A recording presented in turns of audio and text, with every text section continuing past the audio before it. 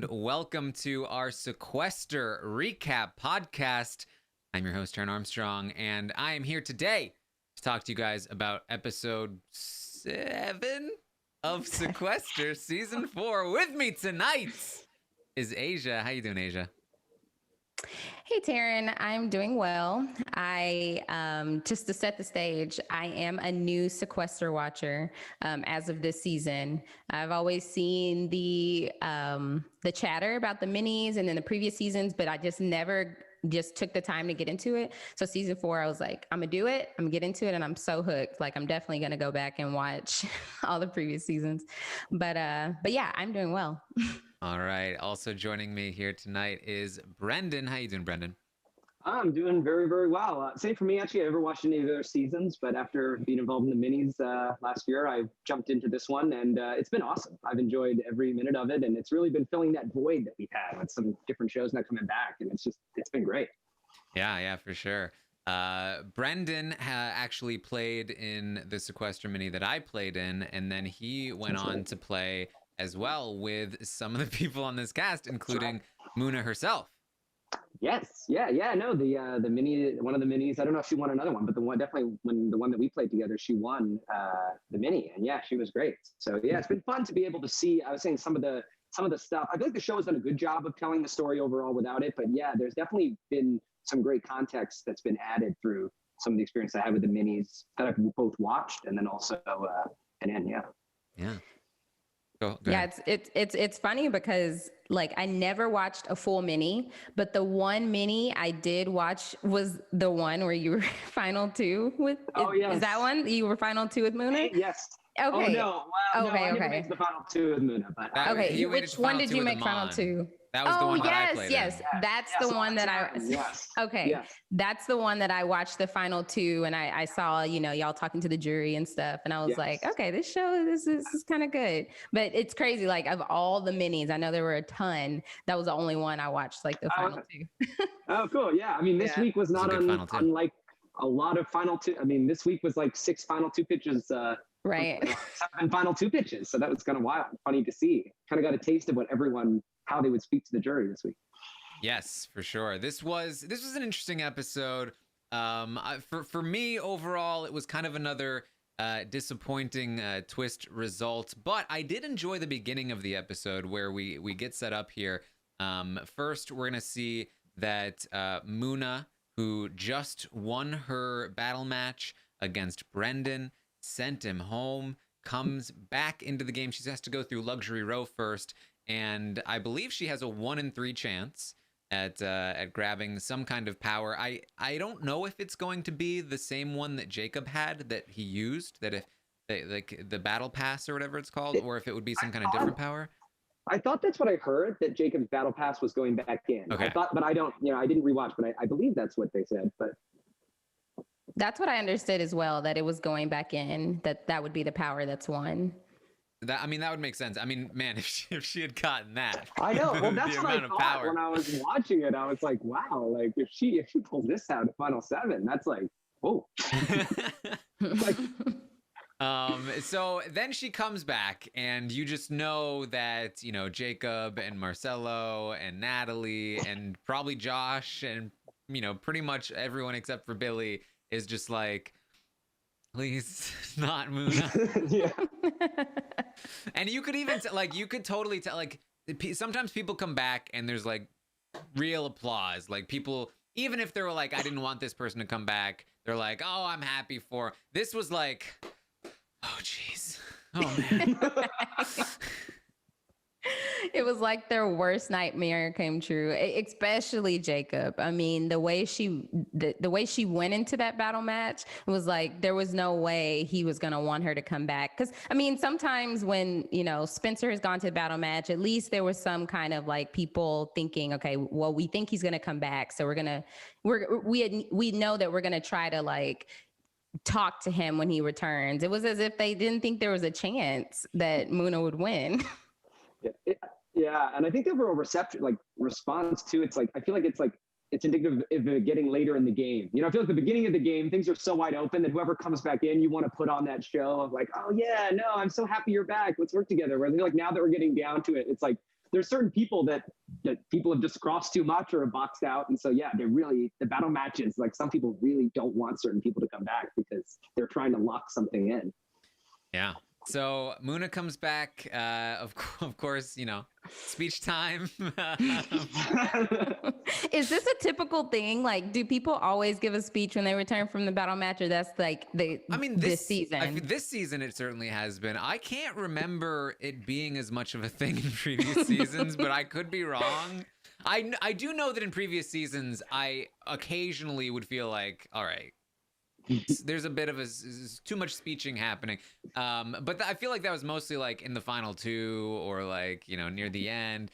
I don't remember it being like in every episode thing. It's like if you come back now and you don't have a speech, it's like, whoa, what are you doing? Yeah. Like, there was a whole thing going on between Billy and Marcelo in that moment that didn't even seem to be like coming through. It was like we had the initial thing that was happening, and then that was like happening in the background. It was like sort of tuned out. I was like, oh, man. I do want to say about that. So I was not a huge fan of the massive like argument when Jacob and Spencer were voted out together, and it just turned into like a 20-minute like all-out brawl where we saw every single piece of the argument. And I personally felt like this argument felt a lot better to me in terms of how it was edited, where we saw some of the fighting, and then kind of like music cues came in. We saw that they were still yelling, but we didn't hear what they were saying, which is fine, because when people argue, usually the what they're saying doesn't really matter.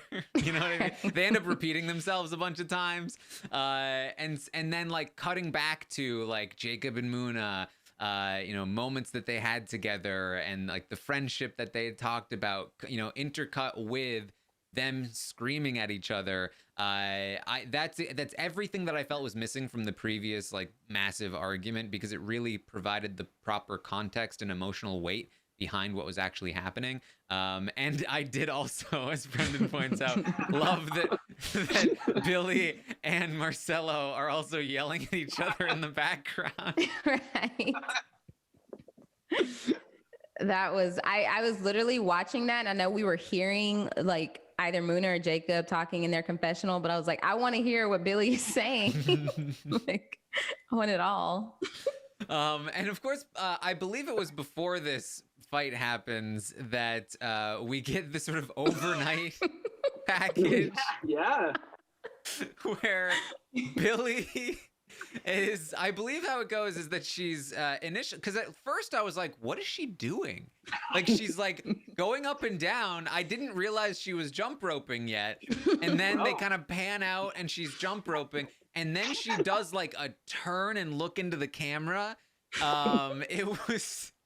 It was incredible. It's the first ever jumping rope confessional in any social. Is it? I mean, I don't know. It really, like, I think I even said this on my stream last night, but it really brought me back to Poppin' Paul Jackson from Big Brother Canada, when he's looking at himself in the mirror and he's like, I've got to be the villain. Like, it really it gave me that same energy.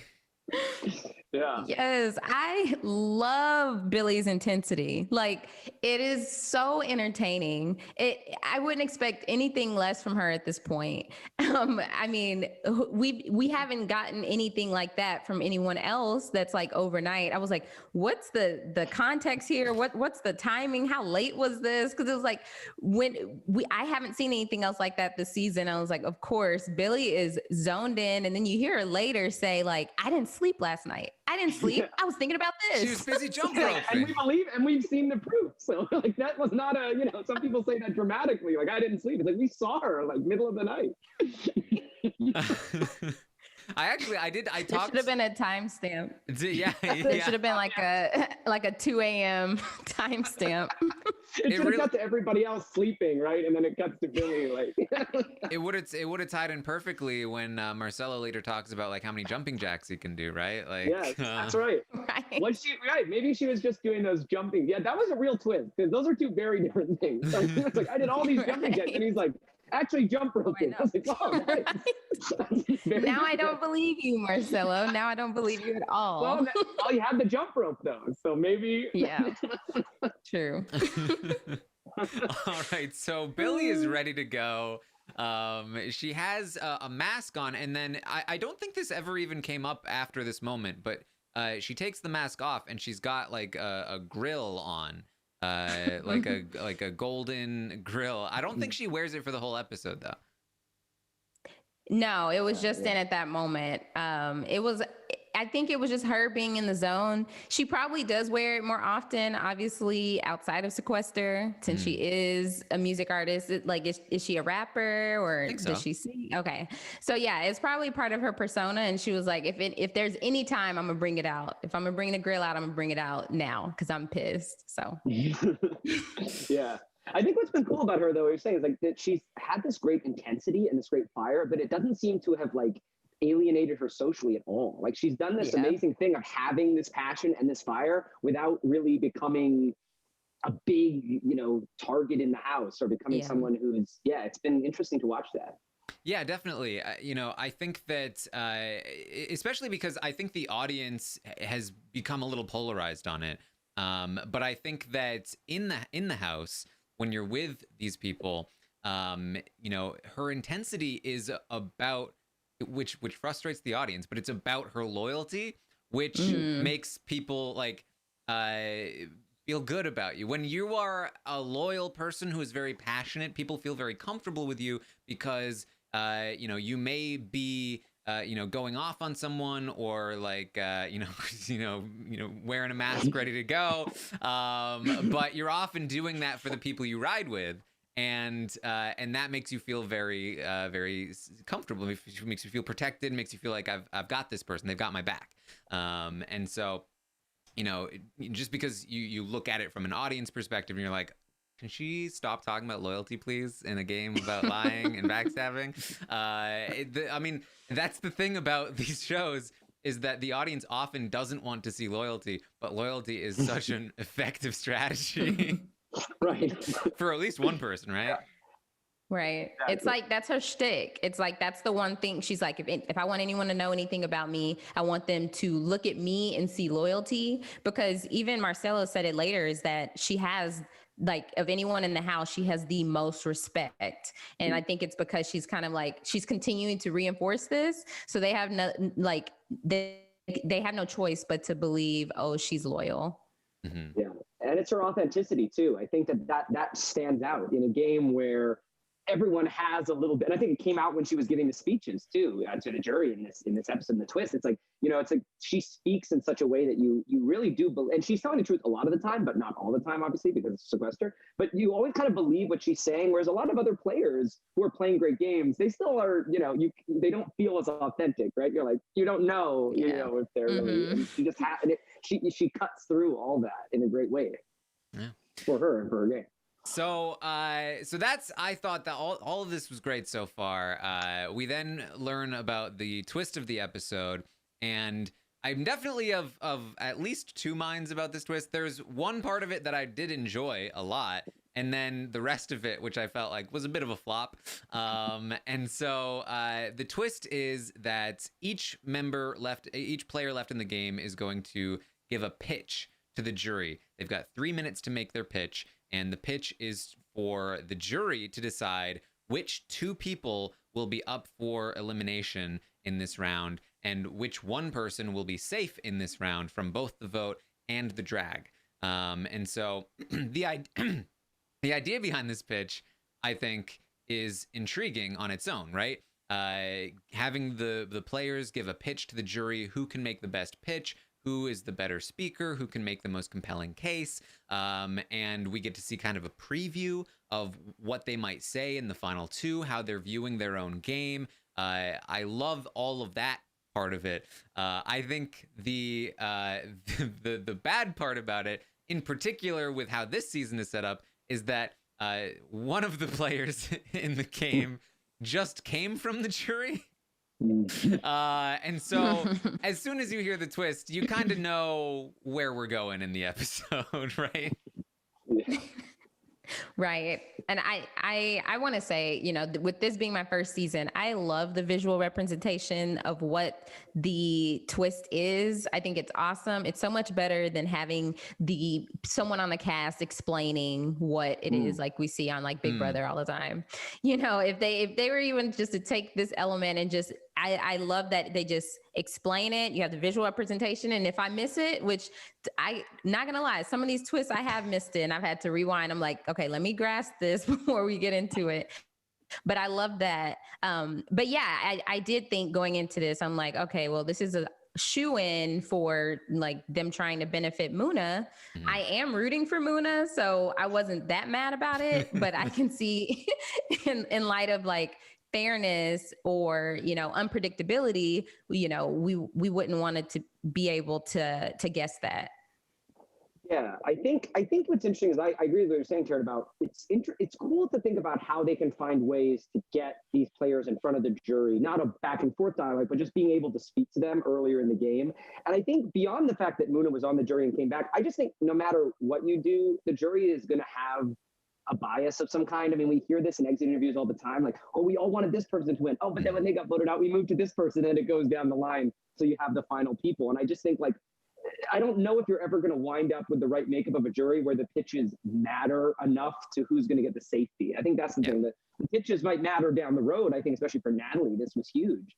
And we saw that with how Brent spoke about her and some other people, but it just feels like no matter what, even if there is someone coming back from the jury, there's always going to be just someone who the jury is kind of going to rally around, Yeah, for sure. And because if you get people who are loyal people who like, aren't super strategy show heavy, they're just gonna, vote for the person they're loyal to. If you get people that are, strategically into the game, they want to, think about strategy and do the strategic thing, those people are also going to be like, well, I'm having influence. I get to do what I want.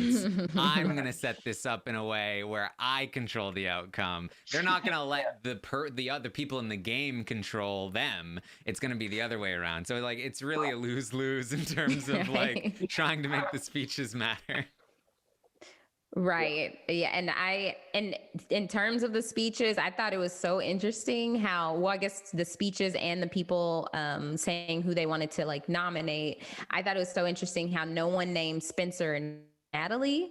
And for very different reasons, they didn't name Spencer because, okay, he's been there before, we're ready to play the game. We're ready to shake things up.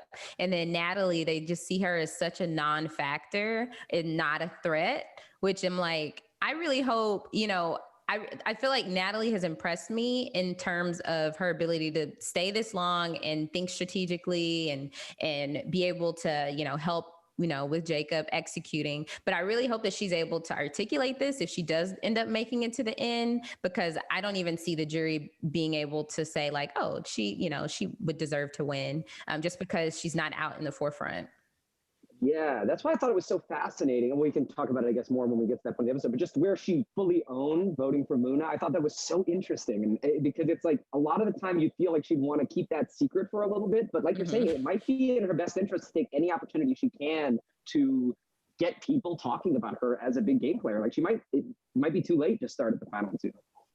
Yeah. And so again, that's one of the reasons why I really enjoyed this aspect of the twist, where we got to see kind of a preview of, the things Natalie might say to the jury. And I really feel like this is a great spot for her to be able to claim that Muna move in the previous week. Maybe she could have thrown in some more details about how exactly it went down. But I think in general, it kind of proves that what we're hearing from her in confessionals is what she can articulate to a jury. And getting started now is so key, so vital, I think, to her chances if she does make it to the end. And I thought she was at least one of the two most impressive, speech givers in this whole thing, if not the best, in terms of being able to articulate a strategy, an overarching strategy of her game and where she wanted to go. And so I was very impressed. It seemed like Brent was impressed. We didn't really get any thoughts from the jury other than like the one throw off line from Brent. I wish we had heard a little bit more from the jury, although shows tend to shy away from that because it can be a little spoiler as to who like the jury. Oh, we know who the jury wants to win. So right. Well, who did you think speech was the worst? The worst to me was probably Marcelo's. Yes, absolutely. Yeah. It was a little bit messy, and then the kicker where like at the end he was like, "Oh, and the people I'm pitching, Jacob and Spencer or whatever it was." Like, I feel like he sort of he had felt like he'd like internalized. Like I feel like there are players like Natalie who are like, oh, the jury doesn't necessarily see all the things I'm doing and they might not respect my game. And it's like, if you feel that way, you have to go in with confidence and almost act as if, what are you talking about? Like, I'm playing this amazing game. You just don't know. And I felt like Marcelo has played well to this point and kind of felt like he brought all the baggage of how he felt they would think about him into the speech. Like he just felt worried from the beginning. Like, I know you guys don't think I'm playing well, but like, listen, right. And it's like, oh, it just, that was too bad. Because I think he had things he could have pointed to. Mm-hmm. He's like, I'm a mastermind. Believe me. Please. Right. Yeah, that's just like, it's not the place you want to, like, I think I've talked about this before, but you never want to be in the position of trying to claim something that other people don't already see. Because it's like trying to like swim out of quicksand or whatever. Like the more you try, the more you sink in their estimation. And that was definitely part of the case here, I think, with Marcelo. It did not go over super well, it seemed.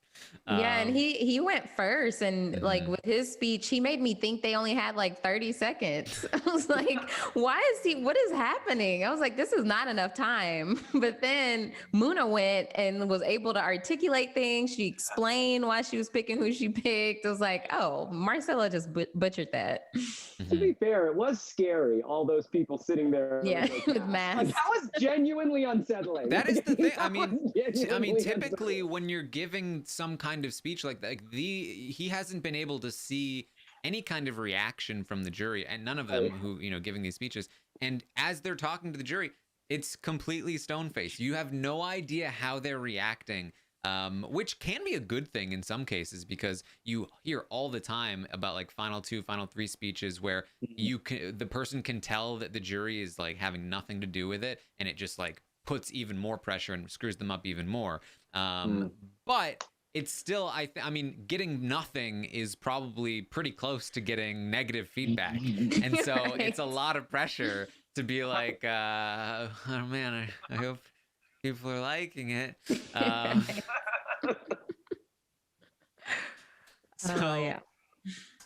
So Marcelo goes, Natalie has a go. Muna and Billy have somewhat similar approaches where they're going to pitch Jacob and Marcelo because they basically backstabbed them.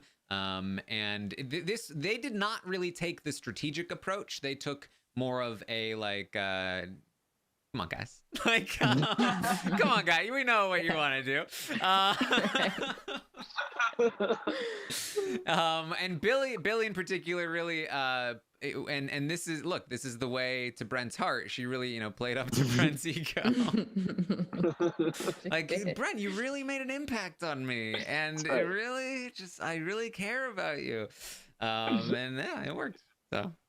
Yeah. Definitely. Yeah, I was like, appealing to Brent is the right way to go. And speaking of Brent, when they showed the jury, they all have masks on. I was like, when I saw Brent, I guess I haven't really seen him with the mask on and dressed up, because my initial thought was like, who is that on the jury? And I was like, oh my gosh, Brent looks amazing. Like, he looks so good in his mask.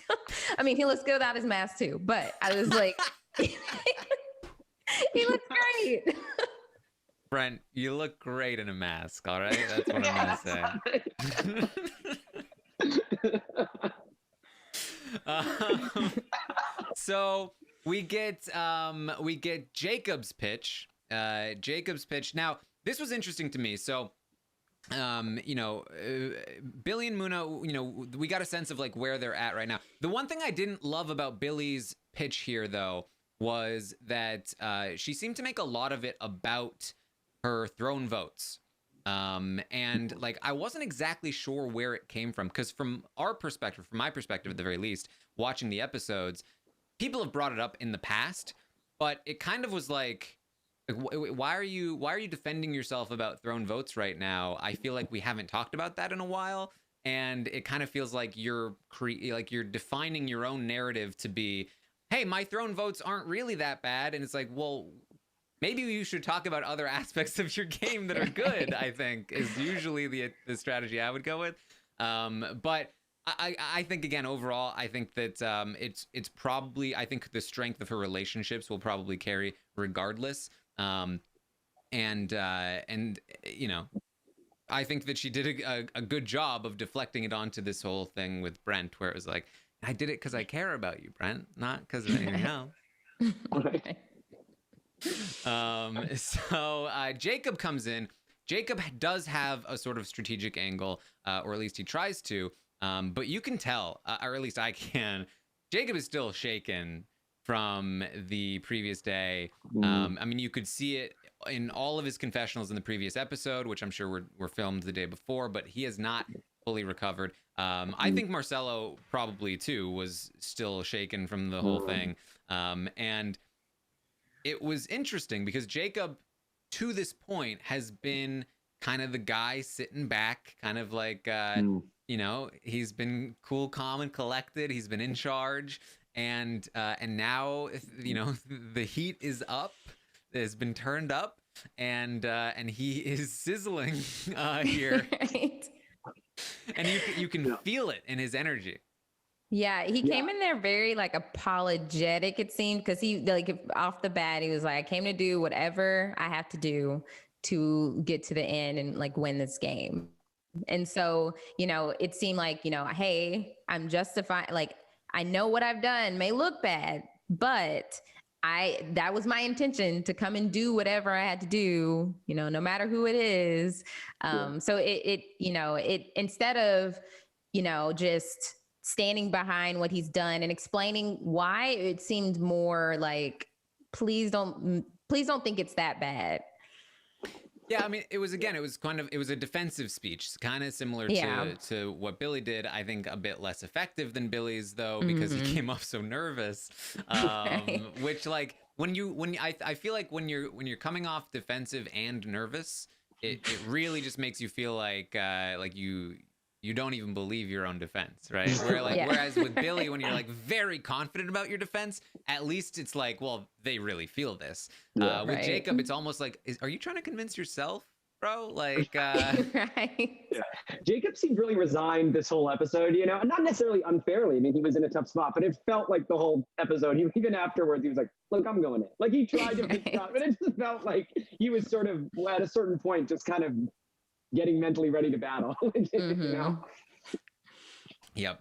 I did like his reasoning, though, like the targets that he had. I liked that he wanted Natalie in there because he knew that Natalie would not choose him for a battle if in the scenario that she would go. And I do think it kind of helped counteract. So in Natalie's pitch, she said, and again, I love how Natalie wove in her strategy with her pitch. It was a very it was a very well thought out speech where she said, the reason I don't want Jacob to be a target is because I don't want him to go because he underestimates me, and I'm going to be able to turn that around on him at some point, which is great for her because it helps provide a narrative and a perspective where she has the upper hand on him.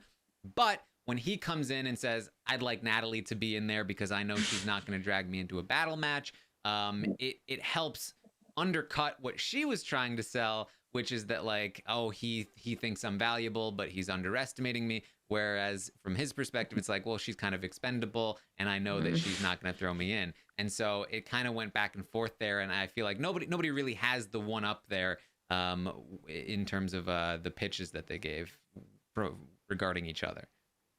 Yeah. And he didn't underestimate the power that like Muna and Billy have in the house, because he knew that they were going to try to rally votes to get Natalie in. So he knew that they have enough, like, I guess, social capital in the house to be able to persuade people to vote Natalie and get the votes, because I mean, they only needed like 3. And so, you know, I thought that was good, because even though he has like betrayed both of them with what he did with the last round, he still understands like how powerful they are in the game. Yeah, I think he knew going in there and pitching Muna and Billy would probably just have been the most obvious thing he could have done, and I don't think it would have had much of an impact. You know, I think he gained something from at least going a little different from that. Yeah. He has to know that the jury doesn't want Muna and Billy. Exactly. Well, it's such a weird spot too, because he also has to know that like no matter what he pitches, it's not going to go through anyway. So it's like, do you then just like kowtow to the jury and just give them the picks that they would want? But that makes you kind of look like you don't really have, like, you're gonna do something that's not good for your game in order to pander to the jury. Like, that just makes you look like not a strong player. Or he can like take a big shot that they're not gonna like, and they're not gonna pick him, and it's like it's kind of you know, lose. Well, to try to kowtow to what they wanted, he may have had to pitch himself. So that you know what? Put me up there. You know what? Put me as one of the people, but also choose me as one of the safe people. It's a great move. You'll have full control. Oh my God. You'll auto-eliminate someone. Right. That actually would have been incredible. Since he would have made himself one of the targets he pitched, but he would have won safety by that would have been. Right? That would have been an insane, weird breaking of the twist. I'm always breaking twists. So Spencer is gonna have a go. Spencer has decided that he is actually going to go with Muna and Billy. The pitch that Muna made to him was successful in the previous episode. He sees himself as a big target just like Muna, and he wants to go against the other big targets. I obviously think this is a misread on Spencer's part, but I will say I do think it is his best play. Normally you'd be like, Nicole, Enzo, stop it, like don't go to the end with people that will obviously beat you. But in Spencer's case, I really feel like Muna and Billy are so connected to all of the people that don't like him so much already that his best chance to win is to ride with Muna and Billy and then hope that they get eliminated and that he gets the goodwill of having not betrayed them, right? Like I feel like that's genuinely his best play at this point. Yeah, he's in an interesting spot, and like he was just so down and out for so long and voted out. And he's in a spot now where if somebody wants to work with him, like, I mean, I feel like he's just so excited to have someone working with him. But it'll be interesting to see, because he has a great narrative, but I don't think he can beat Muna or Billy. So it's kind of like you're saying, he's in a really tough spot where the people that want to work with him are definitely people he can't beat. So it's just a tough situation, because I don't think he has enough social capital. Like I don't know what we'll see, but if next week he goes, now it's time to get Moon and Billy out to everybody, I think Moon and Billy will just run right over him. You know what I mean? So he really is he's got to be very careful with what he does. Yeah, for sure. Yeah, I thought it was so funny at the beginning of the speech when he was just like, oh, every day when I see y'all sitting over there, like, I know it sucks, and I just think about how much it sucks. It's like, why are you rubbing that into the jury? They're not happy. They're in that position. Like, you don't have to point it out. Mm-hmm. And then, of course, we get Josh's speech, which I definitely felt like was one of the best ones here, which wasn't super surprising. He was fully able to recognize his position in the game, articulate it well, and basically tell the narrative of his game, which was like, hey, got off to a rocky start, but I really I knew where the power structure in the house was going to go. I got in with those people, and like Josh has illustrated the true power structure and narrative of the season far more than anybody I've seen in the house. Even the people in the power structure didn't talk about them being the power structure as much as Josh has now talked about it. And the fact that he, you know, and sometimes like these things, these narratives can come in after the fact, but it really does seem like he knew what he was doing. He got in with the right people, and he is now in a spot where both sides are trying to work with him. Both sides are trying to court him. He is liked by everyone. The only reason anybody would want him as one of the vulnerable people is because he wouldn't be voted out, because people know that he's safe. And he's able to describe all of this to the jury. He's also telling them that, hey, I know that I need Muna out of this game. It's not what they want to hear, but like, it's again, like, what is he supposed to say? Nah, I like Muna too, guys. I know that you'll vote for her, so I want to keep her in. Like it's a lose-lose situation. But I thought this was a great speech. I feel like if this is indicative of the kind of thing that he will say in the final two, if he gets there, I think he very well might have a chance, especially because I think he is still pretty well liked by the jury, as well as the people still in the house. Yeah, he had such a great like so much thought went into the two people that he nominated. You know, like him saying he wanted Muna and Billy. He was like, in my mind, I'm thinking that the jury is going to probably want to go with the people that Muna and Billy selected, which is probably Marcelo and Jacob. Then one of Muna and Billy are safe. And then Marcelo and Jacob, or Jacob, might pick one of Muna and Billy, therefore jeopardizing Muna and Billy by going with the choices they want. I was like, I'm so glad he put in so much thought into that. I mean, I thought it was great. I mean, I definitely wouldn't have wanted to see Muna or Billy as one of or as the nominees, but I did like seeing this level of gameplay from Josh, and I just think he's just continued to impress every week. It was just a clever argument. Yeah.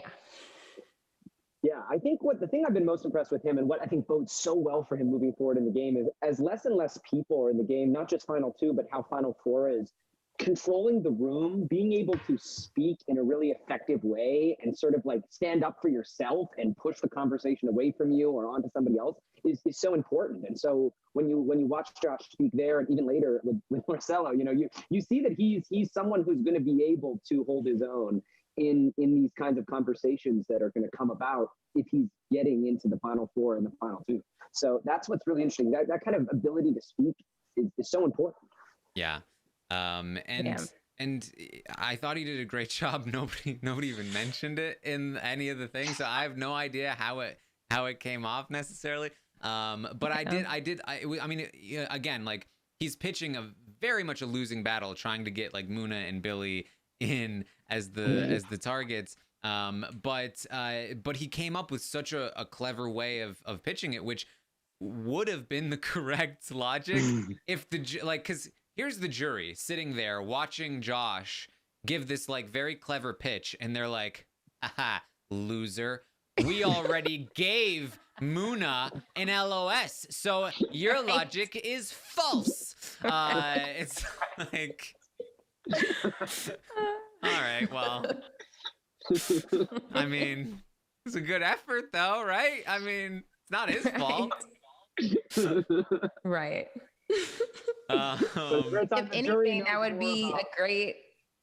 Yeah, go ahead. I was just going to say, the rare time the jury knows more about the game than one of the players. He's like, guys, this is what we're going to do. And the jury's like, he has no idea. He's so out of the loop. Right. Right. If it was like more, if the jury recognized how good of a game he was playing, then maybe they would see it as an opportunity to flush Muna's LOS. If they were to, you know, pick him as the one with the best speech, but no, there's stands. Yeah.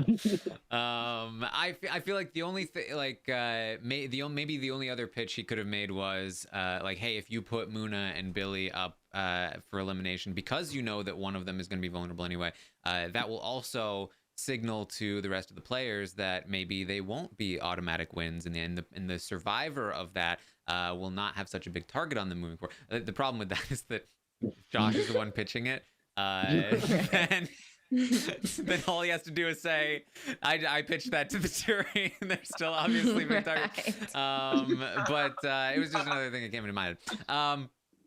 So great speech from Josh, but what we're going to see is that the people on the jury are, of course, going to try to game this as much as they can. You see them talking about how, okay, well, if we keep Billy safe, Muna has an LOS. If Muna can't be voted for, which means she can only be chosen, which means she'll be able to use her LOS, which means we can guarantee both Billy and Muna's safety by saving Billy. So therefore, we are going to do that.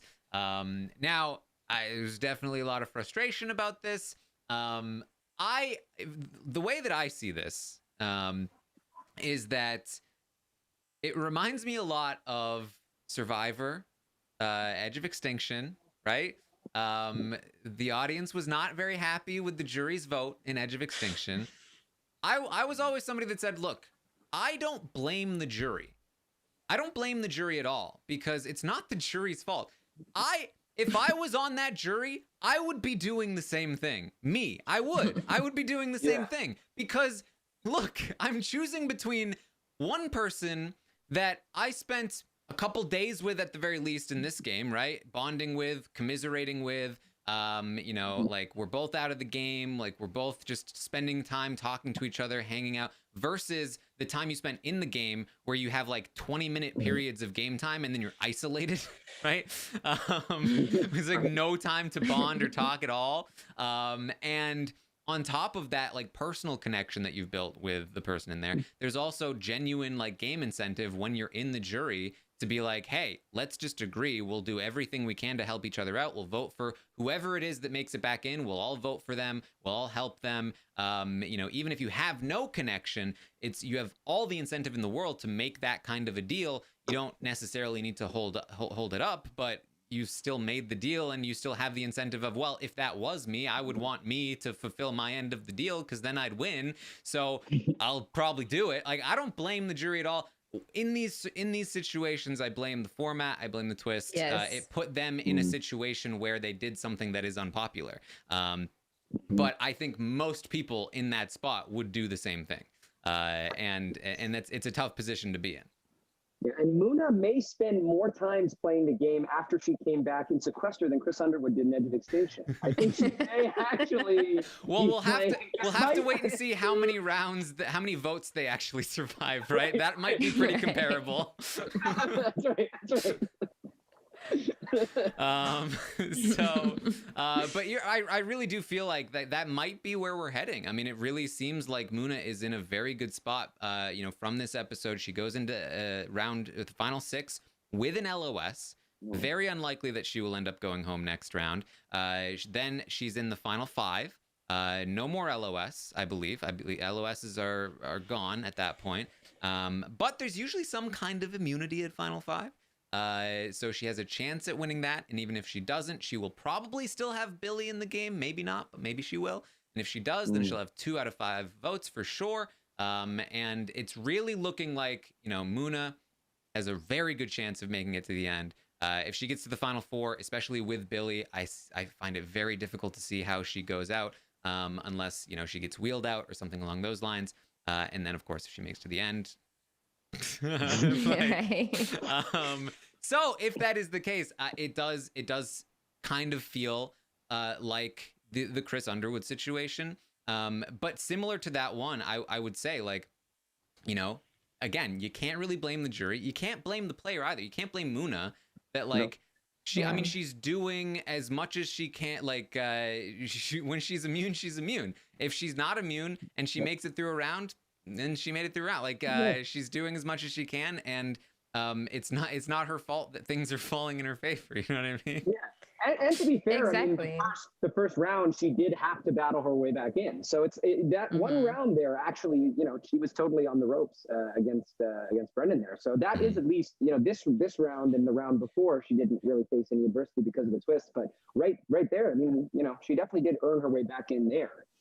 Yeah, it's so hard to fault the jury in this type of situation. Like you said, Taran, it's definitely the format, it's definitely the twist, because you have to think in the minds of of the jury, because they're thinking, I wanted to be in that position. So if I were in that position, I would want them to vote for me too. So they see, like, if I were in those shoes, I wouldn't want someone to hold that against me to say, oh, I've been voted out already and I can't win. So they definitely have that going for them too. Cause I had to think I sat on that for so long after Chris Underwood, after that season happened, like, how could they vote for him? And I was like, you know what? They were just thinking if I were in his shoes, I would want the same thing to happen. So, you can't fault them at all. It just how the cards fell. And like you said, Brendon, she won that last battle match fair and square. It's very powerful. It's very powerful that that effect that you're talking about, where it's, well, that would have been me. Like, there's nothing that will bond you or make you empathize as much as this is the person who is in the spot that, like, that could be me. And if I was there, this is what I would want to feel. And so you rationalize in your own brain, if I was there, this is what I would want the reasoning to be that I can win. And so you already have these pre-planned, like, thought out things of, like, justifying what you're doing. And on top of that, again, you have the emotional component of, like, you've hung out with this person outside of the context of a game, where, you had no pressure on you and you bonded with them and you've become friends with them and you want to see them succeed and all of that. So, that's why you need to be very careful with returning players and how you handle it and the kinds of powers that they get and such like that. Yeah. Well, there's going to have to be a lot of urgency to get her out, because the other thing she's going to have is that there have been a lot of rounds. And so the problem is she's going to have that, like, well, why didn't you get her out? Right? Like, whoever gets there with her is going to really have to fight that as well, where it's going to be like,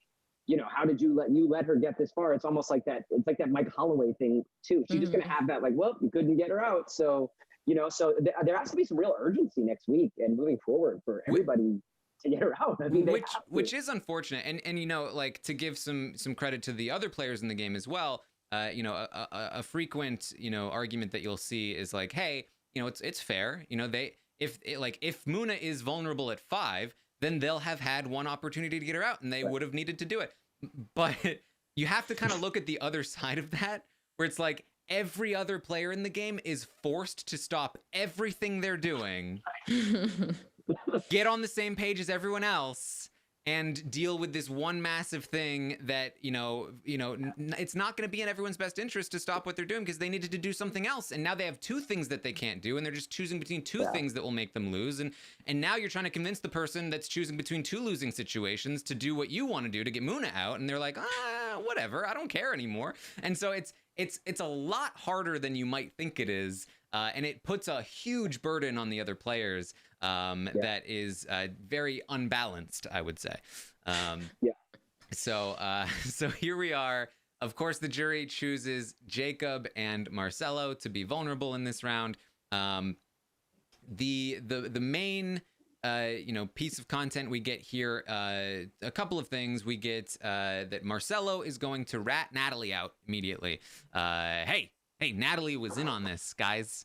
And Muna is like, I never would have. We're from the same city. How could she? I thought we were good. That was an unbreakable bond. That's right. It's so unspoken. It's only on Muna's end. Like, you never heard Natalie say this. Never like heard Natalie allegiance. Will everybody think back in Minnesota? That's where they're from, right? Minnesota. It's like, what? Everybody, the whole city will be. It's going to be so mad. And another great thing about this moment was how shocked Billy was. Yeah. She was like, Natalie? The one that's done this to me like 3 times already? So, to Brendon's point, they ask Natalie straight up. They're like, Natalie, did you do this? And she's like, yeah. Yeah. I don't think I can beat you in the end. I just had to do what I had to do. Sorry.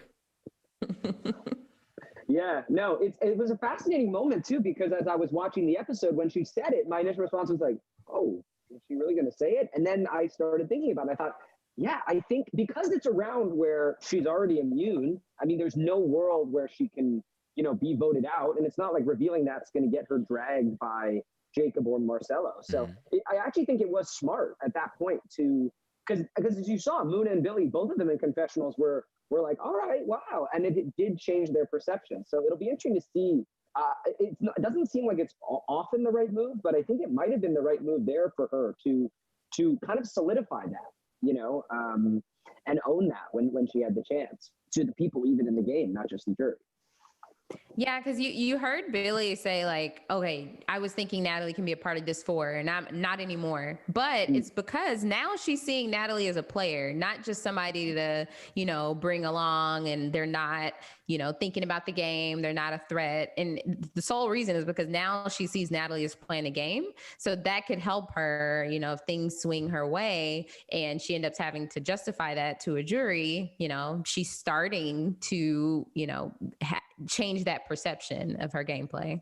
Yeah, and the reality is, I mean, she can't really want to be in a 4 with Billy and Muna. So as much as it might have cost her chance, just because it'll be best for Natalie's game to not be in that 4 with them. So even though it sounds like, oh man, she ruined that avenue, it's like she can't really take that avenue.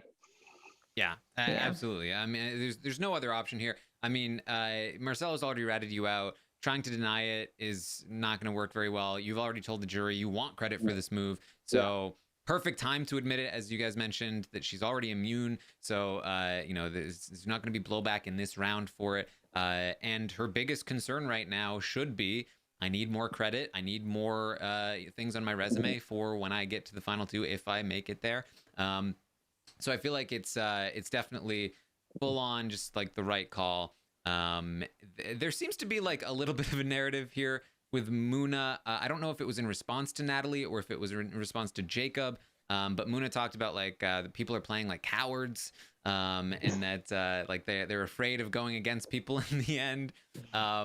Which I was like, well, Muna, like, it's easy for you to say, right? Like, it's not a concern for you. Like, the perfect strategy for the person who is going to beat everyone to play. Like, right.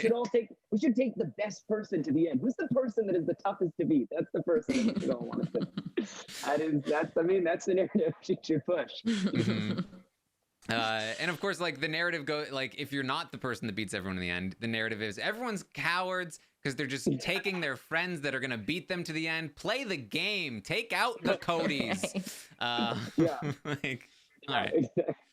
There seemed to be a weird thing here though with like Spencer and some people where the narrative was like, we need to play the game by keeping all these, by not shaking up the power structure, right? It was like both things. It was like.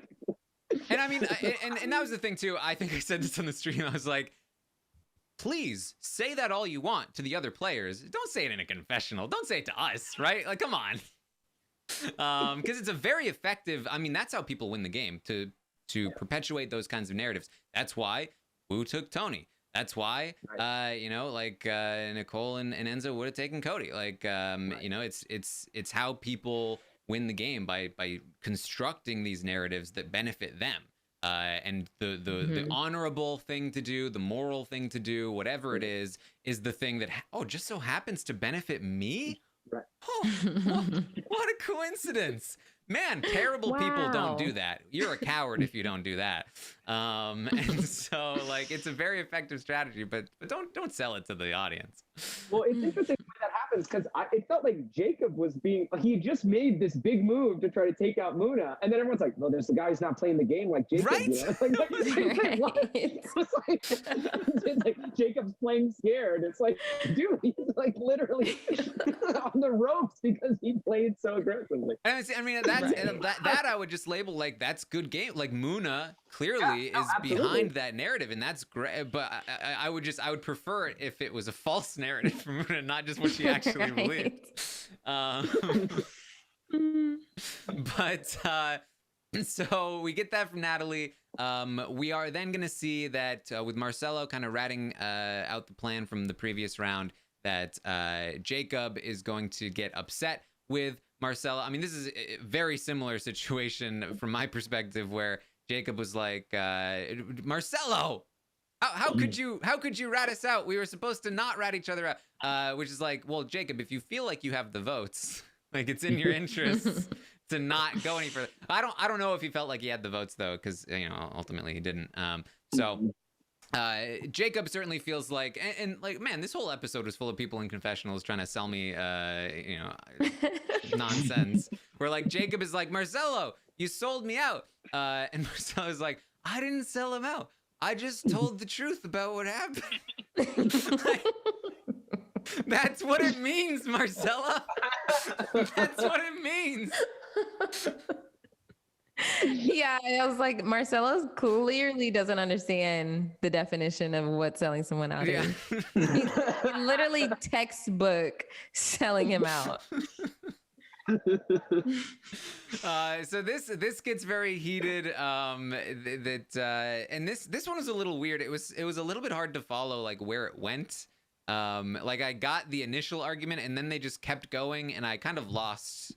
I lost where I don't even know where they ended up, to be honest. Yeah, it was so surreal when they're the two that are on the block and they're in a room alone fighting with each other. I mean, to me, that was like, I thought that was so fascinating. And that, they're in this situation where they're supposed to, they're against one another and they're competing. Like, normally you'd think they'd be just running around to every room trying to, curry favor. And it was just really funny to see both of them in a room alone, door shut, like, okay, we need to hash this out. It's like, no, you guys need to be trying to get each other worked out.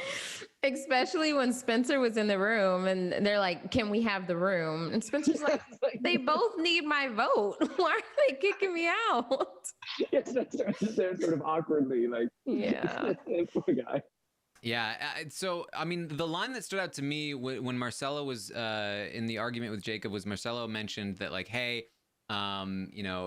you've been playing me the whole time, like something along those lines of like this didn't just happen. You were probably lying to me the whole time, and this kind of brought me back to the episode where Jacob was voted out, and Marcelo kind of didn't really tell Jacob ahead of time, even though he knew, and didn't really. He kind of threw his vote that round. And it kind of like gave like, okay, I feel like this is what I was missing, because all season long I've been like, what is the Marcelo Jacob relationship? And I feel like it was, Jacob working tightly with Marcelo, feeling like Marcelo is on board, being like, hey, let's stay separate, and Marcelo kind of being like, is he playing me? And maybe not being quite as on board as Jacob, because rightfully so, he was a little worried that Jacob was the Cody of the season, probably, right? And so there was always this kind of underlying tension, probably between the two of them, and it really just exploded in this moment. I did talk to Marcelo earlier today, and I asked him about his relationship with Jacob. And he did mention that, like, in that round when Jacob was voted out, he was like, yeah, I mean, I knew it was going to happen. I wasn't going to, like, I didn't feel like there was much I could do, and I didn't want to stick my neck out for him. So, which was like a slightly different sort of take on it than I kind of had assumed for a while based on the first episode. So for me, I felt like, I feel like I've solved this case. We're good. We got it. Yeah, these two are like friends that, you have that one friend that is always talking about other people. And then you start to think, well, if they're talking about they're talking about other people, maybe they're talking about me too, because Marcelo knew like Jacob was like spread across this game and he has a great relationship with everyone and everyone kind of thinks they're working with him. And so then he's like, am I just one of the ones he's playing as well? So I think that's kind of where Marcelo's insecurity with their relationship came from. Mm-hmm. So that relationship is going to break down. There's really not a lot of options for who Jacob is going to choose when he gets voted out. It's pretty obvious that Jacob's going to be the choice here. We hear from Josh that that's where he wants to go. He wants to get rid of Jacob because that will help pull Natalie in closer to him. And he, he has a pretty an okay relationship with Marcelo at this point. And we know that Billy and Muno want to go that direction as well. So with those three votes, in addition to Marcelo's own, it's going to be a 4-3 vote. Spencer does side with Jacob, as does Natalie. That could be interesting moving forward, but it does seem like Spencer is firmly enough on the Muna Billy side at this point that it probably won't end up mattering a whole lot. And so ultimately what we see here is Jacob is voted out 4-3. And this is when now I felt like he made a mistake in the previous episode when he didn't choose Billy for the battle match. And that really came back to bite him in this episode. And then again, he is going to avoid choosing Muna or Billy. I think he is still trying to sell the line of, hey, like, and you know, you can't blame him too much because he's genuinely friends with Muna and he probably genuinely wants to make amends. But I think he still feels like he can make amends and he can get back in there. The problem is that, like, even if he did get back in there, you're still gonna lose to Muna. You still have to get her out. So it's like, you might as well. But he clearly feels as though the jury would have obviously chosen to save Muna. And it's useless. It's just gonna piss her off even more if I try to choose her. So I might as well not even try. And if I pick Billy, she'll probably use the LOS on Billy or something like that, and it'll just piss them off even more. But you gotta burn the LOS. You just have to, man. I literally was about to say that. Like, why he knows this valuable information? Why is he not trying to flush it? Like, he doesn't know if he's ever going to get an opportunity to flush it out like that again. Like, the time is winding down, and he had the opportunity right there, but didn't take it. Yeah, it was a really, you know, missed opportunity in that way, and it's interesting. I'm not so sure that Marcelo was also the right choice to drag for him. It's like I'm of two minds about it. I mean, I think it's interesting. I think if his logic was Marcelo might be the easiest person to beat, I think that actually might be smart. I think Marcelo did seem the most nervous. Yeah. He didn't say that, but that's felt that way. But I'm not sure that was the best. I feel like someone like Josh may have been the best person for him to drag strategically. Yeah, I mean, maybe not for literally to win the match. Right? Knowing what we know, that it was impossible for him to drag either Billy or Muna, Josh is obviously the next best choice. I mean, Josh was the other vote against him. And, you know, Josh is... That too. Yeah, and Josh is the next biggest, you know, threat in the game to his game. He's got Spencer. He's got Natalie. He just got into a fight with Marcelo, but, like, at least you've got something there, right? Now, at the same time, I will say that was my perspective watching the episode. Having talked to Marcelo, maybe this is wrong. Maybe Josh would have been more likely to go after Muna and Billy than Marcelo, because Marcelo told me, as a quick little tease for his interview, that had he stayed in the game, that he really wanted to go to the end with Billy and Muna. So so that might not have worked out very well for Jacob. All right then. But yes, in addition to that, I do feel like Marcelo, you know, and Josh talked about this too, where you know, he was like, Marcelo's gonna crumble in that thing. Marcelo told me that he did not sleep that whole night because of what happened the previous day, and that he was just like out of his mind. And you know, if that was showing, then you know, it certainly paid off in the battle match. So Jacob is going to choose Marcelo. We get to the battle match. I did like this battle match in terms of like the visuals. I feel like I was able to follow it. Like I knew, even though it was a blowout, it still felt more tense to me and more exciting to watch because I knew the end game. Like when it was one ball left and one pillar, I was like, this is it. This is the end. I know. Like the worst for me is when I'm like, was that it? Is it over? Right. Yeah, this one was really easy to follow, and I appreciated that. But did it go on a little longer? I think it's because we saw every than it needed to be. Yeah, it was a little long. Yeah, we saw every minute of it, which is, I mean, we had the time, I guess, in the episode to do so.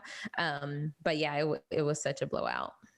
Yeah, there was almost a period where how long it was going on, I almost wondered if we were going to get a comeback or something with how much time they were taking to keep cutting. You know, it's like that's such a thing that we see all the time in these shows, but they keep cutting back to the person too much. Yeah, it's like normally. No, wait a second. Yeah, normally it would never be that long unless there was a reason. Right? Yeah, right. Right. Yeah. But you know what's interesting about this is that even though it was a blowout, I think it was a great battle match because you could have seen a scenario where if someone just gets a little nervous and they keep like fumbling with their feet, or they get really like lose the distance of the, I mean, there was room for this to actually have that kind of exciting comeback. Yeah. Yeah. And you know, even though Marcelo does, you know, 1300 jumping jacks and or jump ropes, I guess that's what everybody does at night when they can't sleep. That's like he's just that's too unfit. He's got too many flip-flops on, and it's just not going to work out. Right. That's right. That must be the one thing that the Sequester production provides them. Like everyone gets a jump rope. Do with it. Do what you want with it. But you see. I'm glad he didn't wear. I'm glad he didn't wear flip-flops in that battle match. That would have been legitimately dangerous with that cinder block. Yes. That would have been legitimately very scary. So obviously we have to talk as well about Marcelo's speech at the end. He's again going to talk about how proud he is of everyone in the game, except for Josh. Screw you, Josh. I was like, where did that come from? What was the point of that? And Josh is like, what? What did I do, dude? Screw you. You know what? I hope Jacob beats you tonight. He's like, that's not right. It's light out. His sun is out. I was like, maybe it was just because, you know, if he came back, he wanted people to think like he had one target coming back. But then I was like, no, this is Marcelo. He's just freaking out, and that's how he's feeling in that moment. It reminds me a lot of Steve and Becky in Big Brother 17. Yeah. The random, just like, what? It's like, where did that come from? Why do y'all hate each other? And he's like, Josh was the reason Josh went 0 to 60 too. That's yeah. Josh like came right back. Like he wasn't like, whoa. He was like, yeah, we get what? Josh is just like ready to go at all time. I like Josh. He has this energy about him that he is always at 60. Like that's his secret. He's always angry, right? Like he's just always Hulk. He's just like, so he gets to stay calm throughout the whole thing. Yeah, he embodies the saying, "Stay ready, so you never have to get ready." That's Josh. We saw that in Date Night, you know. We saw that in Date Night with him just cutting to the chase, right? I mean, he's always right there. Right. Yeah. So that was hilarious. But there it is. Jacob is going to win the battle match. He will be coming back into the game, which I'm very happy for. I mean, the thing I was most excited about in this episode was like, all right, Jacob versus Muna. Here we go. Josh is probably going to be in the middle. Like it's going to be a close vote. Oh, this is okay. This is a foregone conclusion. But Jacob survives, and that means that hopefully we will get to see Jacob versus, except she'll have an LOS and he might have a power. So we might have to postpone that again to the final 5. But then we might get to see Jacob versus Moon, except she'll win like an immunity, and then it'll. I never would have imagined this season was going to turn out, you know, being Muna versus Jacob, but that's definitely what this second half is. Yeah, it's. I'm interested, you know, looking forward to next week. I'm so interested in terms of with Muna having the LOS, because it's not quite like an idol on Survivor, these things, because you have to play it. You could either play it like before you know if the votes are on you or to save from a drag, right? So there is that, like, just like they got her on Date Night, there is, if people play smart, there is this window to get her before the vote, because I think it's really smart if you're Muna, as long as you don't see it coming, to keep it, because then once you make it past the vote, then you really are completely immune in the final 5. So it'll be interesting to see what Jacob does, because if he can find a way to make her feel like it's him, he might be able to. There's a window there. Like I hope that the players don't kind of see it that way as well. I'm sure they won't, because they know the game. But there's a danger in thinking like, well, Muna's got an LOS at 6, so that's it. You know, there is a window. Yeah, I mean, it is one of those situations. It's sort of similar to what I talked about before. Like, it's just like the level of difficulty is that much higher, and so you know, if you're not on the same page with everyone else and you try to pull off something like that, it might have been the better play to just go with a simpler plan that was easier. And now instead, because you shot for the moon and you tried to get Muna, Wow, that could have worked out. Shot for the Muna, and you missed. And now you're the one getting voted out instead of whoever else you could have gotten, because that was the play that was a much easier one to pull off, right? So it really does de-incentivize the move, but there is a possibility, right? So how the LOS works is it will be the last opportunity to play an LOS at the final 6, but you do have to choose when you play it, as Brendon mentioned. So Muna can choose to play it like an idol in Survivor before the votes are read. And if the votes fall on her, then she will still be safe. And the person with the second most votes will end up going instead. Then if she decides, then if she's safe from the vote and it falls on the second most voted for person, she no longer has an LOS. That person, if this is how the round works, can choose to drag Muna if they want, and she will be vulnerable. So she can play the LOS and still be dragged into the battle match if it plays out that way. So it probably won't. And the reason I think it probably won't is because if the votes do fall on Muna and she uses the LOS, the person with the second most votes isn't necessarily going to drag Muna into the battle match. It could be that it's a coordinated effort, and it's like, if the other 4 people put 3 votes on Muna, and 1 on, or 2 votes on Muna, 2 on Billy, they can kind of split their votes potentially if they want, and then it could be a tie, and they could put the votes on Billy. Billy's not going to drag Muna, but they probably won't do that because it seems like Spencer's on board, so it'd probably be 3-3. And so you really got to look at the votes. Who's the most likely to be second most voted for person? Do you think that person is going to drag me? If you don't think they will, just play it, because why not? If you do think they might, then you might have to take the gamble and not play the LOS, so that the person who gets the most votes, if they try to drag you, you can say, nope, I have an LOS. And you don't have to play the LOS before they choose who to drag, I believe, because it hasn't happened yet. But all season long, if anyone had ever decided to say, Josh, I'm going to drag you, Josh, I believe, would have been able to say, nope, I've got an LOS, so I'm going to use that now, and you're going to have to choose someone else. So I believe that's how it works there. That's how it has worked in previous seasons. So there are 2 places where you have to choose where to play it. But again, just having it makes it that much more difficult, because especially at 6, if you put the majority of votes on somebody that has an LOS, you don't really get to choose who's the second most voted for person is. And so you're taking a huge gamble. And so you probably aren't going to do that, which means she probably can save it for the drag. And so she probably should be safe here at the final 6. Another interesting thing could be, again, with Jacob going into luxury row, he could end up with his battle pass again. And he could potentially use that to throw either Billy or Muna in, but he's shown a reluctance to do so thus far.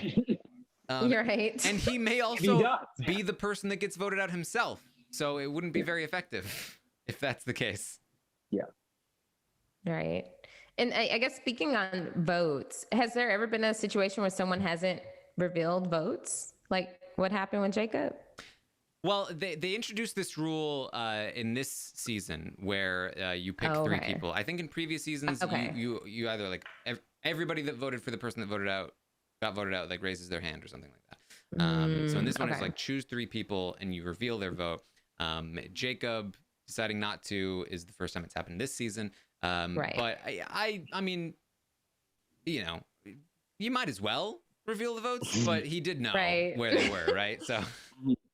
I feel like there's also kind of a move of, I think he was at that point wanting to maybe, because he can still get back into the game, and he wanted to, I think, project strength to the jury. Like, I think there was kind of a strong moment of like, I know what's going on. Yeah, I'm out, but I know what's going on. There was definitely, I wonder if that was part of what he was getting at. Yeah, especially like, like the jury just hear, I voted for you, Jacob. It's like, you're just reminding them that people voted him out, right? Right. If he doesn't reveal the votes and he just does the battle match and it's like, who got voted out, Marcelo or Jacob? I can't remember. No, it's going to be... I didn't hear any of the votes. out of sight. It didn't happen. Yeah. Right.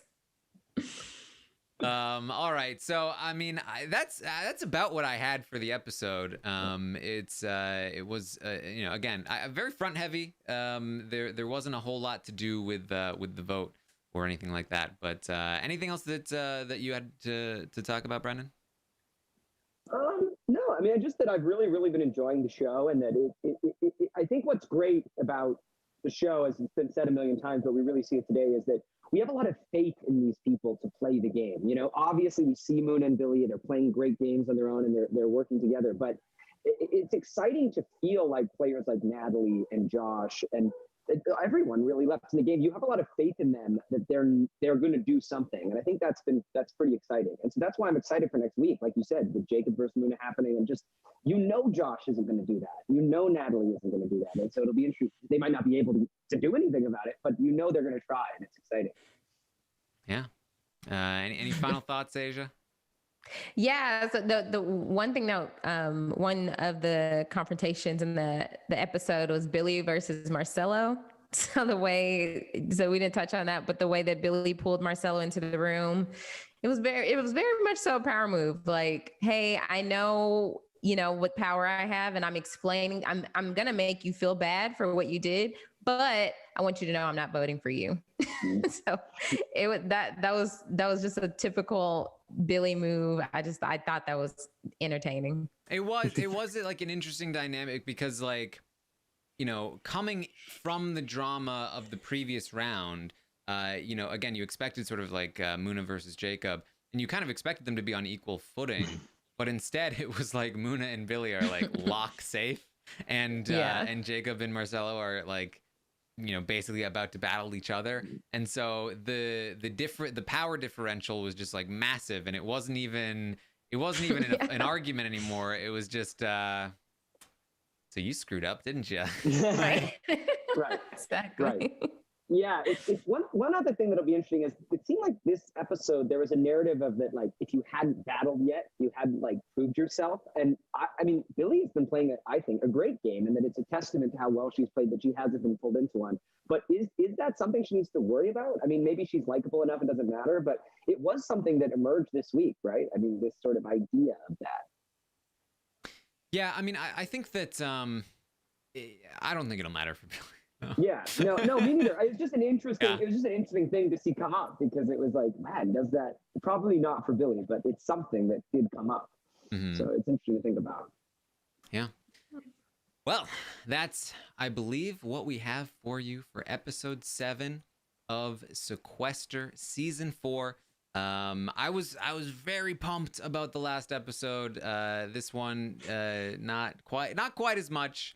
But that's how Sequester goes sometimes. It gives and it takes away at times. Yeah. So sometimes it's day, sometimes it's night. Yeah, exactly. Sometimes the sun is up and it's night. Sometimes it's down and there's a Muna. Yeah. But we will be back next week to talk about hopefully next week is another great one. It could be. I mean, we've got a somewhat interesting setup here. So hopefully we get something interesting. But we'll be back next week. You can, of course, find me on Twitch, twitch.tv/Taran Armstrong. I will be streaming during the episode to give live reactions. And it's a fun time. We also play some Among Us prior to that, so you can check out the stream there. You can also find me on Twitter @ArmstrongTaran. Brendon, where can people find you? You can find me @Brendon KJ Meyer on Twitter and Instagram. All right. Aysha, how about you? You can find me on Twitter at Aysha like Asia. So that's AYSHA like ASIA. And if you haven't gotten a chance and you are interested in a new in a show that is a little different, then you can definitely go to my Twitter and see the link to check out the Married at First Sight podcast. Rob and I got together to talk about the premiere. So definitely go check that out. All right. I do have an interview with Marcelo here that I will play on video, and it will be on the audio as well. So make sure you stay tuned after I say see you later. Thank you all so much for joining us tonight, And I will see you next time. And here's the interview. Right here. Right here. Here it goes. Hello, everyone, and welcome to another Sequester exit interview. I am your host, Taran Armstrong, and here today with you, I have Marcelo. How you doing, Marcelo? Yes, I'm doing good. How are you doing? Doing well. You know, this was an episode last night. Jeez, it was an episode. Yes. How are you feeling about it? Well, I have to accept it because it happened. But it's all game, and I don't take anything personally. But it was just intense, very intense. Like that whole round in itself was intense. Like I think there's a lot of people don't really understand that the sequester side of sequester is, for me, was super hard. Like just to like already dive right into it, pretty much the last two episodes that I was in, I was like literally like done. Like I was wrecked. Like I'm not trying to make excuses, but I was just like not really mentally there because of pretty much Muna's speech. As you saw, like when we voted her out on date night and she gave that speech, I was just standing there like, yes, the plan was like maybe I can just convince, like maybe like put an act that I didn't know what was happening, but she was so hurt that it hurt a lot to see that. And that night, I literally like did not sleep. I was just thinking about that speech the whole night. Like, and again, I'm not making excuses because again, my game was not that good for the last two episodes, but it was just hard to see that. And like, I was trying to put the pieces together, like trying to figure out who did this, like, because like from the very beginning, I had like a 4 plan with me, her, Billy, and Jacob. Like from day one, it wasn't shown at all, but like that was like my first alliance that I wanted to ride this game out with. And like this whole game, I was just trying to figure out like who was going against like Muna. Like, why doesn't Muna want to work with us? I kept trying to think like, first I thought it was Brendon because that's why I got really mad at him at date night, because I thought Brendon convinced her that, you know, I don't know, something in my head was thinking it was Brendon. But I never thought that it was Jacob that did not want to work with her at all. Like, I don't know. Yeah, I'm going off on a tangent, but well, so I mean, something that I was interested about was, you know, in the first episode, it really seemed to set up that you and Jacob were very, very tight, and that he was going to be more loyal to you than to Muna. But it felt like we never really got a check-in throughout most of the season about like where that stood. The thing I was especially confused about was in the episode where Jacob is voted out because he's tethered to Spencer. It seemed like you were aware that he was going to be voted out, but didn't give him a heads up. Like you maybe weren't on the same page. Can you sort of explain like what this relationship was? With Jacob? Yeah. Honestly, from the get-go, we were planning on just working 2 different sides of the house. Like we were just not going to talk at all throughout the rounds, and like literally, like I would be talking to one half of the house and he would talk to the other. But specifically that round, it wasn't shown again, but there was a time where pretty much Brendon was my final 2 as well. Me and Brendon were super close in the house, and it was to the point where he was going to go, or Jacob, like it was between Brendon and Jacob. And Jacob came to me, he told me straight up, like, Marcelo, I think I'm going to go this round. And I was just like, honestly, I didn't really try to help him much that round. I was like, okay, yeah, I'm going to try. But like the house was so set on getting Spencer out that it was just like a done deal. It's the same with Brent. Like if you're tethered to Spencer at that point of the game, like you were going to be out. Like everyone wanted Spencer out. So like there was nothing I can do to save him that round. So I couldn't just like stick my neck out for him. But all I did was like, yeah, I couldn't vote for him. I was not going to vote for Brendon either. So that's why I went to Billy and I just said, hey, I'm going to just use my vote on you because like, it's going to be pretty much like a escape for me. Like, I don't have to like risk anything. I'm just going to throw it on her. And if she goes, she goes. And if she like asks to like call out my vote, it's going to be like, well, I did it because you did it last round. But like Jacob, there's no way that I could have saved him that round. Like there was no way. And I was not going to stick my neck out for him, to be honest. It was just like, okay, if you go, you go. But it will suck. But what can I do? Like, yeah. Well, so I mean this sort of seems to lead into in last night's episode, you and Jacob essentially on the block together. And it seemed like there was some conflict that came from that. Can you sort of explain where this came from and what happened? Okay, so pretty much like again, the night before, I was just thinking like that four that I made, I really wanted to go far with them, and like I was just like thinking, damn, like I honestly feel like Jacob was playing me this whole game. At that point, I kind of realized like when I saw it back too, like me and him having our date, like I should have pushed Brendon like more.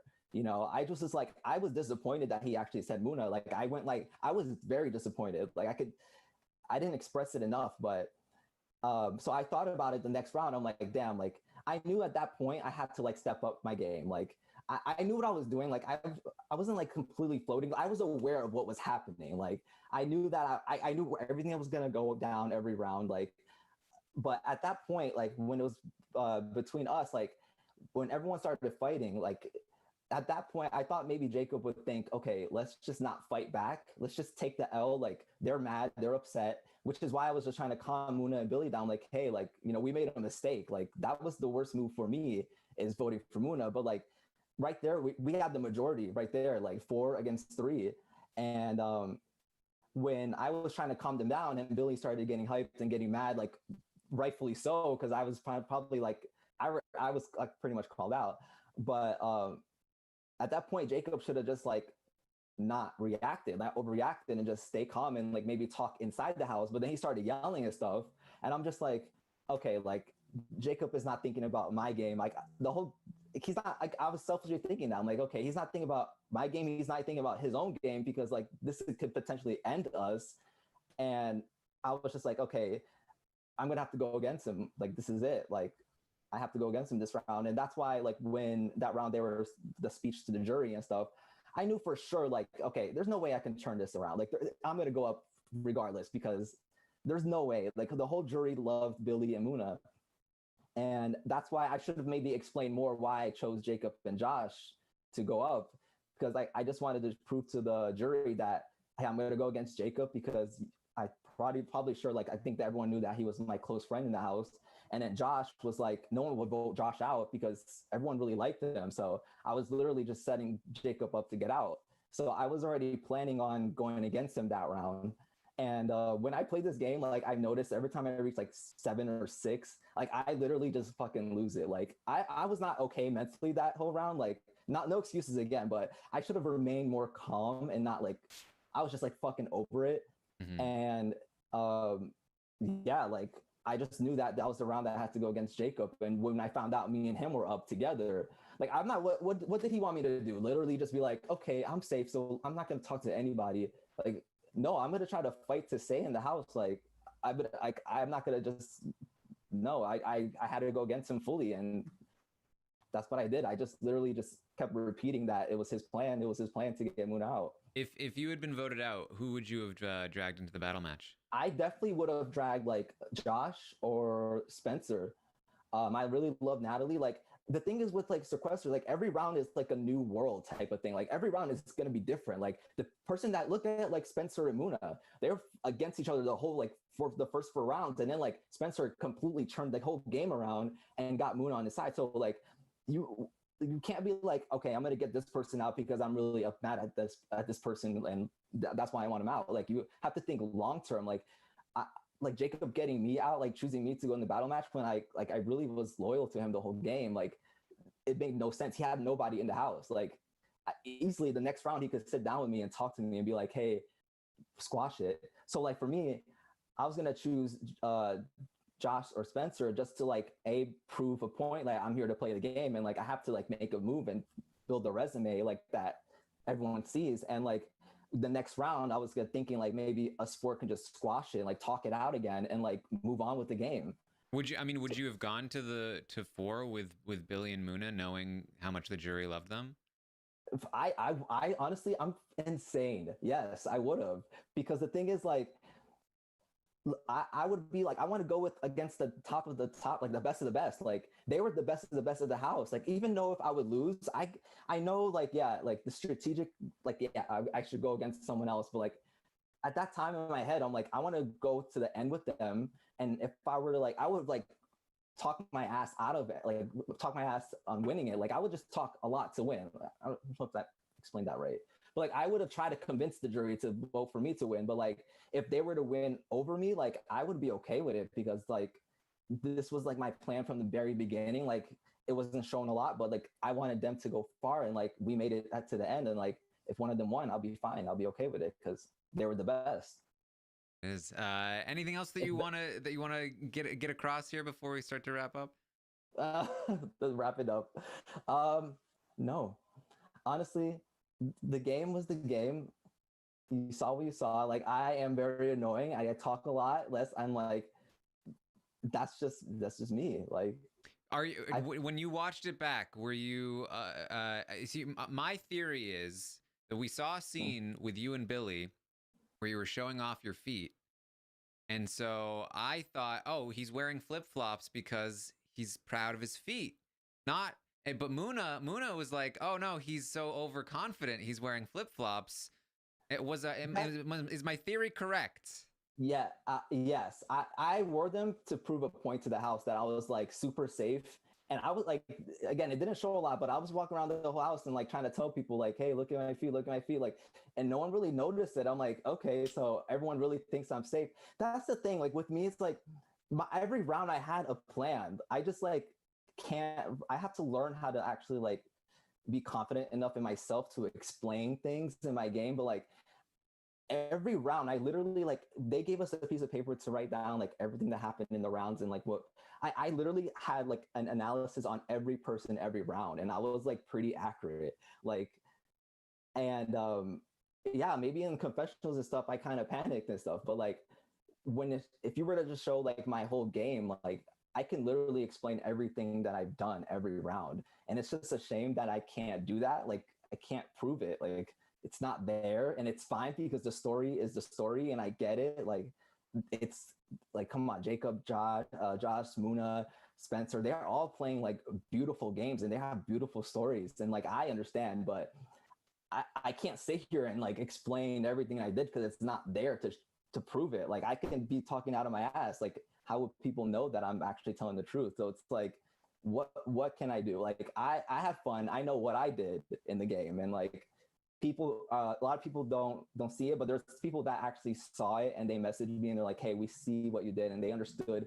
But like that, like the flip-flop thing, like that was a strategy. Like I wanted to see like I'm safe in this house, like I'm wearing flip-flops and no one even recognizes it. Like I wasn't doing that just to be like cute. Like I was just like trying to prove a point. Like, so you didn't wear flip-flops to your actual battle match though, right? No, actual battle match. I knew I was gonna go up. I put my Yeezys on, my Yeezys, and like the thing is like, oh yeah, in that battle match, like I knew for sure like the chances of me winning very low. Like first of all, I was hungry as hell. Like I was not like we didn't eat breakfast that day. And like we didn't. There's food, but like there's not that much. Like I eat like rice, beans, and steak every fucking day. Like I was hungry. I was tired. I didn't sleep because of Muna. Like I'm not making excuses again because like I was like also weak and I flopped in that challenge. But like I knew the chances of me winning were like very low. So like I might as well have fun with it. I tried my best in it, but I knew that day I was like I'm gonna like have to step up, and I worked my easiest. And I mean, if only it had been a jumping jack challenge, I feel like you would have the been set. thing is too, like I was meaning jump ropes, but like I literally like that's the thing. I'm not trying to be funny or anything. I was actually being serious. Like I did like 1,500 jump ropes every day. I was like, maybe I could win it, but like I was looking at that like Jacob, athletic, the shoulders, tall. Like I was like, let me see if the chance of me. There was no way I'm gonna win. So like.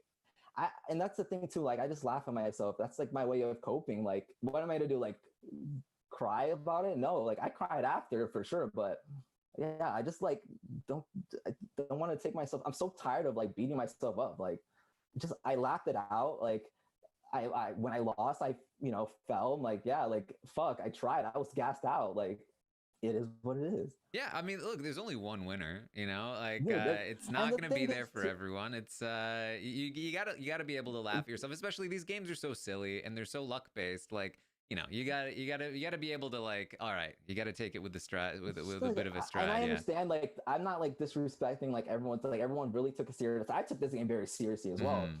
But like it just gets to the point. I knew that my chances of winning was very low, and like I didn't give up like to the very end. Like even me calling Josh out, was like in my mind, my strategy was like if I were to come back, like I was gonna go after Josh, but like I couldn't. I was just like I laughed. I was like I was still fighting to the very end, like, and it didn't really show, but I was like I was literally, that was me fighting, but I was just like, damn, I think like I reached my point.